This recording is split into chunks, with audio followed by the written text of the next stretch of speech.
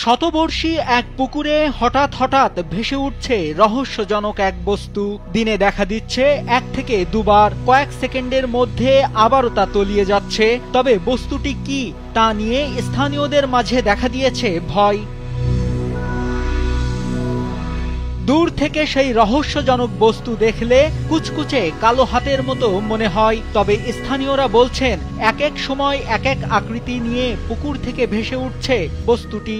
আজব জিনিস, মানে কাছের মুথার মতো বা কি শিনের মতো, মানে আজব বলতে আর কি বোঝায় যে আজব জিনিস। ওইরকম বাসে ওই 4-5 সেকেন্ড উঠে আবার নামে। কিছু সময় দেখা যায় গন্ডারের মতো দেখা যায়, গন্ডারের মুখের মতো দেখা যায়। আবার কোন সময় এরকম মনে হয় যে না এটা তাল গাছের মতো, এরকম মনে হয়। আসলে এলাকাবাসী যারা সবাই যা বলতেছে যে এটা আশ্চর্যজনক। বস্তুটি জিন নাকি অন্য কিছু তা জানতে পুকুর পাড়ে ঘন্টার পর ঘন্টা বসে থাকছেন শত শত মানুষ।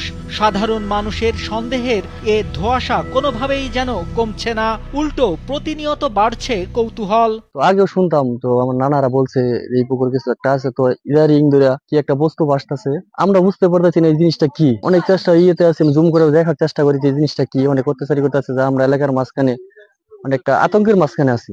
রহস্যময় সেই বস্তুটি নিয়ে লোক মুখেও বিভিন্ন ধরনের গল্প ছড়িয়ে পড়েছে। কেউ কেউ বলছেন কয়েক বছর আগেও এই পুকুরে এক নারীকে টেনে নিয়ে যাচ্ছিল কি যেন, তারপর থেকে সেই নারীর মাথার চুল জট হয়ে যায়। কয়েক বছর পর আবার এই বস্তুর দেখা মিলল।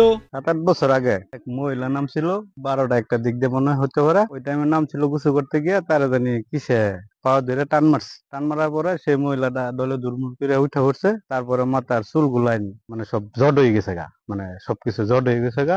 বলতে পারে না এটা কি যে কি। বিষয়টি প্রকৃতিগত নাকি রহস্যজনক তা উন্মোচন করতে প্রশাসনিকভাবে উদ্যোগ নিয়ে তা উদ্ঘাটনের দাবি জানিয়েছেন স্থানীয়রা।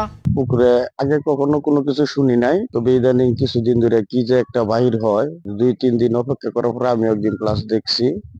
কিন্তু আসলে এটা যে কি আসলে কেউ চিনতেছে না। প্রথম কয়েকদিন নাকি আমরা দেখছি যারা, এরা বলতেছে যে ওই মহিষের মাথার মতো বাইরেছে, এখন গাছের গোড়ার মতো বাইরে হয়।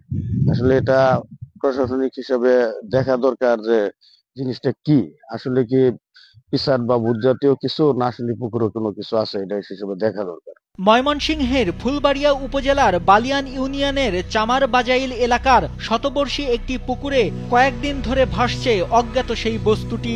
ফুলবাড়িয়া উপজেলা নির্বাহী কর্মকর্তা মোহাম্মদ আরিফুল ইসলাম জানান, সাধারণ মানুষের কৌতূহল নিরসনে ফায়ার সার্ভিসকে অবহিত করা হয়েছে। খুব শিগগিরই ফায়ার সার্ভিসের টিম পাঠিয়ে রহস্য উদ্ঘাটন করা হবে। সেখানে একটি বুদবুদ মাঝে মধ্যে বের হয়, আবার অনেকের কাছে শুনতে পাচ্ছি যে এখানে একটা মহিষের শিং বা গাছের গুড়ি মাঝে মধ্যে দেখা যাচ্ছে।